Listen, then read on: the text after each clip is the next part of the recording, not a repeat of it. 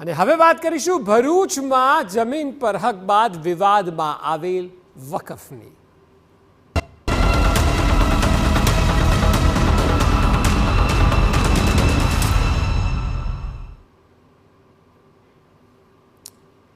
ભરૂચમાં એક નવો જ વિવાદ સામે આવ્યો। વકફ બોર્ડ દ્વારા 110 વર્ષ જૂની વ્યાયામશાળા અને તેની જમીન પર માલિકીનો દાવો કરાયો।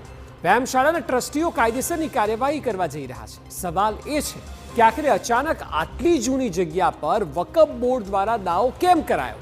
આખરે કઈ રીતે વકફ બોર્ડ દાવો કરતું હોય છે એ માટે જોઈશું આ રિપોર્ટ।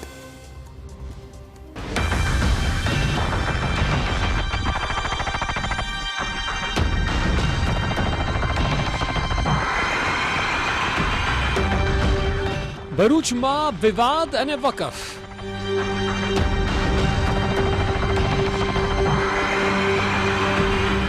ઐતિહાસિક શાળા પર વકફનો દાવો।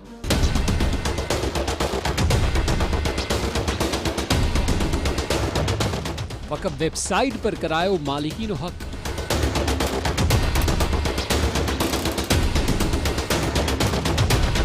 ભરૂચની 1426 જેટલી મિલકતો પર દાવો।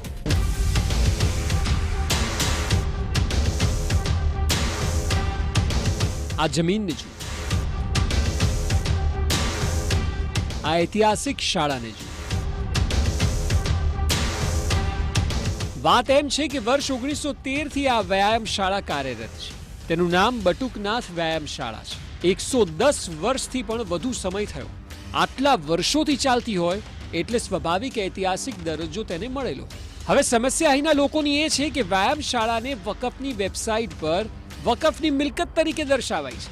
જી હા, વકફની મિલકત। આ મામલો સામે આવતા અહીંના લોકો કહી રહ્યા છે કે જમીનને ખોટી રીતે મિલકત તરીકે દર્શાવાય છે। એટલું જ નહીં પરંતુ કાયદાનો દુરુપયોગ કરીને મિલકત પોતાના નામે દર્શાવ્યાનો આક્ષેપ થઈ રહ્યો છે।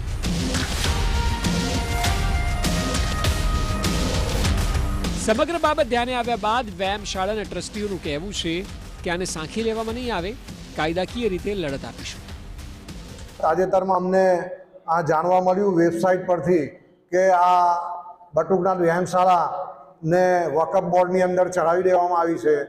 જો આવું થયું છે તો એ ખૂબ જ ગંભીર પ્રકારનું એક કૃત્ય કહેવાય કે જે અમારું માનબિંદુ છે વ્યાયામશાળા ભરૂચની, એના ઉપર આ રીતના કબજો કરવાની જે વાત છે એને અમે સાંખી લઈએ નહીં અને એનો કાયદાકીય રીતે અમે એનો સખત વિરોધ કરીશું અને એની જે કંઈ લડત આપવાની હોય એ અમે વ્યાયામશાળા તરફથી આપીશું। વાત અહીં અટકતી નથી। વ્યાયામશાળા સિવાય વેબસાઇટ પર ભરૂચની 1426 જેટલી મિલકતોને પણ વકફની મિલકત તરીકે બતાવાઈ છે। જી હા, 1426। વકીલનું કહેવું છે કે વકફના કાયદાની જોગવાઈઓનો દુરુપયોગ થઈ રહ્યો હોય તેવું લાગી રહ્યું છે। આ વકફની વેબસાઇટ પર જોવામાં આવે તો ભરૂચ શહેરની અંદર કુલ 1426 જેટલી મિલકતો વકફની માલિકીની મિલકતો હોય તેમ દર્શાવાઈ છે। એ ઉપરાંત અન્ય પણ 4 જેટલી મિલકત જે સરકારના પ્રોપર્ટી કાર્ડ રેવન્યુ રેકર્ડ પર એ સરકારશ્રીની મિલકત બોલે છે, જ્યારે એ જ મિલકતને વકફની વેબસાઇટ પર વકફની બતાવવામાં આવેલી છે। શું કોઈ કાયદાકીય પ્રક્રિયા થયેલી છે? શું કાયદાકીય પ્રક્રિયાનો ગેરલાભ લીધેલો છે અથવા તો શું આ કાયદાનો દુરુપયોગ કરીને આ મિલકતો જુદી જુદી રીતે કોઈની પાસેથી આંચકી લેવી? જો આ જ પ્રકારનું જો કૃત્ય થતું હોય અને જો કાયદાનો દુરુપયોગ થતો હોય તો આવો કાયદો રિપીલ કરવો જોઈએ અને સરકારે આવા કાયદાને એબોલિશ કરવો જોઈએ, જેથી આવા પ્રકારના ભવિષ્યમાં કૃત્યો ન થાય। જો કે આક્ષેપ સામે મુસ્લિમ સમાજે વિવાદ સામે કંઈ પણ ખુલીને બોલવાનું ટાળ્યું હતું। આખા મામલે સાંસદ મનસુખ વસાવાનું નિવેદન સામે આવ્યું। ભરૂચના સાંસદ મનસુખ વસાવાએ આ મામલાની ઊંડાણપૂર્વકની તપાસની માંગ કરી છે। ભરૂચ બટુકનાથ વ્યાયામશાળાની જે જગ્યા જે છે એ વ્યાયામશાળાની જગ્યા છે। વર્ષોથી આ જગ્યા વ્યાયામશાળાના નામે છે ને ત્યાં અલગ અલગ પ્રવૃત્તિઓ ભૂતકાળમાં થતી તે બધાને જ ખબર છે અને મિલકત એમની છે બટુકનાથની, પણ કઈ રીતના વકફ બોર્ડના નામે આ થઈ એ એક ચર્ચાનો વિષય, તપાસનો વિષય છે। આને ચોક્કસ અમે કલેક્ટરને સરકારમાં રજૂઆત કરી અને એનું ક્લિયર કરાવીશું કે કઈ રીતના આ લોકોએ છેતરપિંડી કરીને જમીન એમના નામે કરી લીધી છે. જો એક જ શહેરમાં 1426 મિલકતો વકફની માલિકીની દર્શાવાઈ હોય અને 4 મિલકતો સરકારની મિલકત તરીકે રેકોર્ડ પર બોલતી હોય તો પછી આ સ્થિતિમાં સવાલ અનેક ઊભા થાય છે. સરકાર કે ટ્રસ્ટની મિલકતો વકફની કઈ રીતે થઈ? આવી મિલકતો વકફની વેબસાઇટ પર કેમ નહીં ચડી? શું કોઈ કાયદાકીય પ્રક્રિયા થઈ હતી? ક્યાંક કોઈ કાયદાનો દુરુપયોગ થયો છે?